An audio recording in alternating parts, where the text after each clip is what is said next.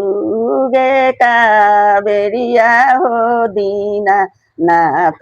साई रायन्जोर अरे बिसरेका बेरिया हो दीनानाथ साई रायनाथ अरे कहाँ भी लमल हो दीनानाथ भैले यति बेर अरे कहाँ भी लमल हो दीनानाथ भैले यति बेर गोडे खरौवा हो दीनानाथ जैव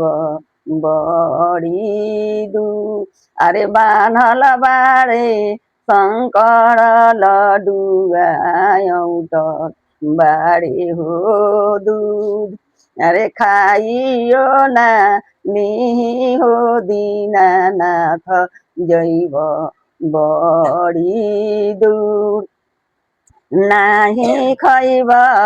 शङ्कर लडुवा नाही पियब दूध अरे रन्थ मोडा जोतल हेती वही जैव बढी दूध अरे रन्थ मोडा जोतल हेती वही जैव बढी दूध कहाँ भी लमल हो दीनानाथ भैले यति बेर अरे अवै त